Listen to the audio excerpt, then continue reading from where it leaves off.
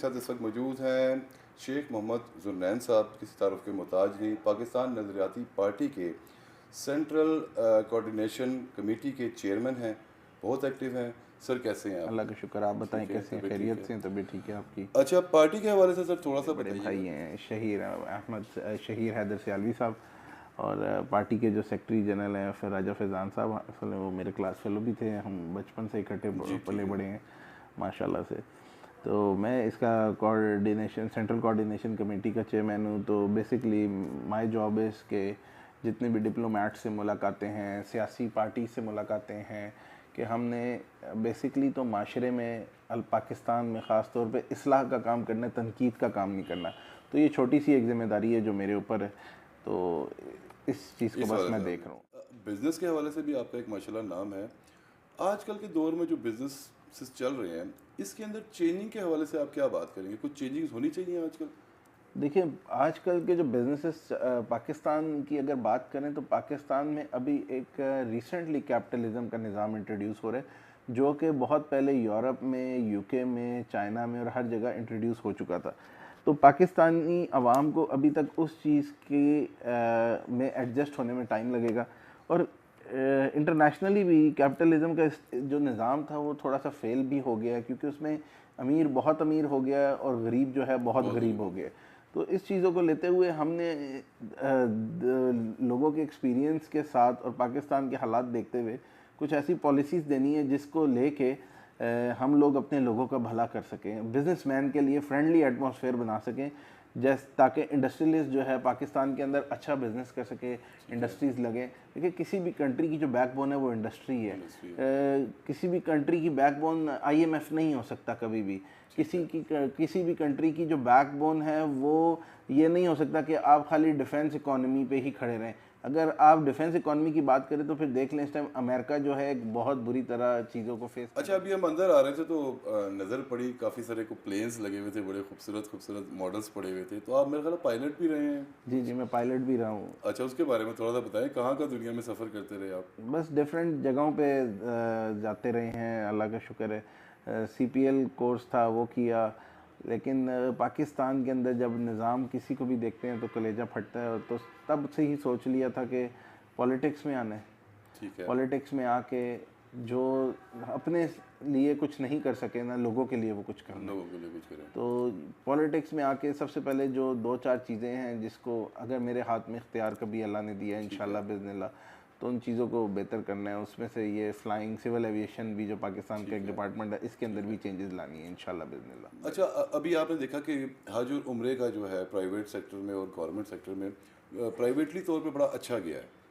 तो आप खुद भी माशाल्लाह इन चीज़ों को बड़े अंदर से देखते हैं और आपका माशाल्लाह सेटअप भी है। तो आप क्या एडवाइस करेंगे? आपका क्या राय है? आप क्या कहना चाहेंगे इसके ऊपर कि इसको और ऐसे कैसे इम्प्रूव कर सकते हैं? सर देखें, अल्हम्दुलिल्लाह इस साल सबसे पहले तो ना अल्लाह का शुक्र करते हैं, जो लास्ट ईयर लेफ़्ट ओवर हुज्जाज रह गए थे पाकिस्तान ठीक है। के साथ, क्या वो पूरी वर्ल्ड वाइड एक वाक़या हुआ था कि हुज्जाज रह गए थे और वो नहीं हज पे जा सके थे। तो सबसे पहले तो प्राइवेट हज ऑर्गेनाइजेशन होप ने क्या किया, उसने सबको ये कमिट किया कि हम लास्ट ईयर के रेट्स पे ही हज कराएंगे, अच्छा। ना पैसे मंगा। और वल्लाह सुम्मा अल्हम्दुलिल्लाह इस साल प्राइवेट ने इंतज़ामात सबसे पहले किए। और एक सबसे अच्छी चीज़ मैं आपको बताता चलूँ, बांग्लादेश के ऊपर प्राइवेट कंपनीज़ के ऊपर और इंडिया की प्राइवेट कंपनीज़ के ऊपर सऊदी वजारतुल हज ने पाकिस्तान को डिप्लॉय कर दिया कि पाकिस्तान के प्राइवेट हज का मॉडल आप अप्लाई करें। वाह वाह वाह वाह। अच्छा, ये प्राइवेट हज कंपनीज जो हैं वो इस पे आ रही हैं।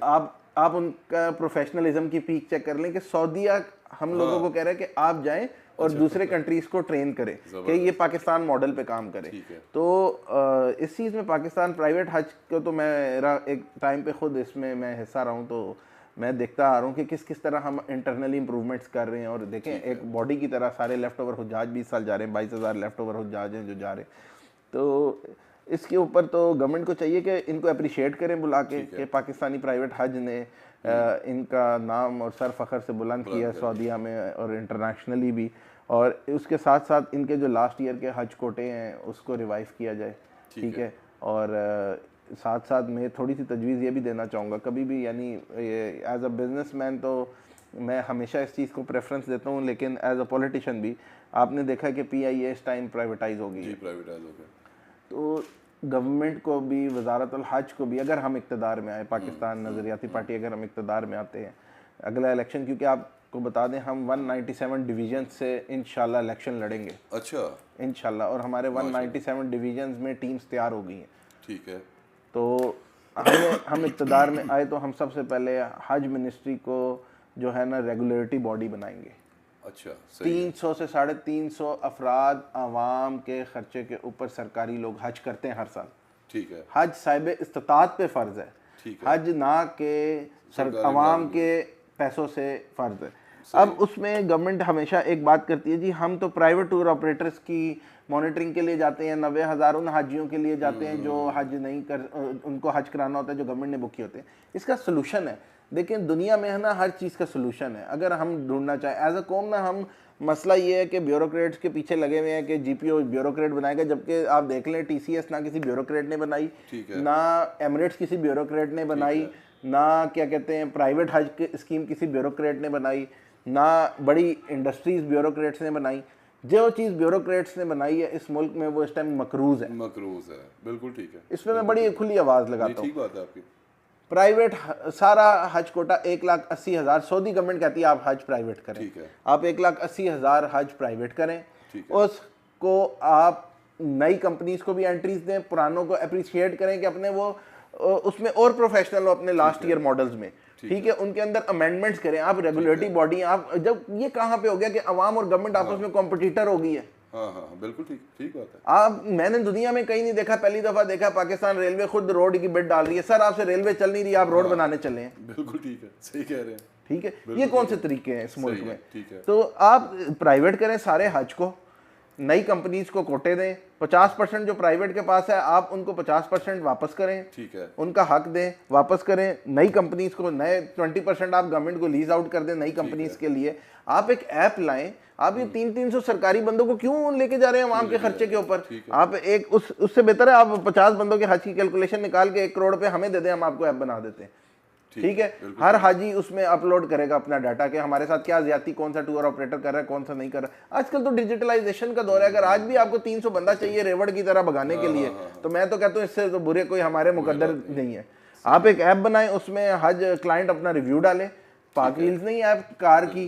ठीक है, क्लाइंट रिव्यू डाले अपना, उसके ऊपर आप बात करें, फिर आप बुलाएं जी आपके ये ऐप आप कंट्रोल कर लें। आप रेगुलेटरी बॉडी है, आप ऐप कंट्रोल कर लें जी मुझे आपके इस क्लाइंट का ये मसला आ रहा है। आप फिर उसको टेक्निकल वे में डील करें। ये ना फिर आप करें ना कि प्राइवेट हज वाले को मार ही दूं जिसने हज करवाया है। बिल्कुल ठीक है, बिल्कुल ठीक है। ये काम करने वाले हैं अपना माशरा दुरुस्त करने के लिए। पीएम साहब को भी चाहिए इन चीज़ों के ऊपर फोकस करें, ना कि स्विट्जरलैंड के खाली दौरे करते रहें। पीस मुआहदे में अभी हमारा कुछ लेना देना नहीं है। ठीक है, हम पीस मुआहदा तब करें ना जब हमारे मुल्क के अंदर पीस हो, हमारे बच्चे KPK में सुकून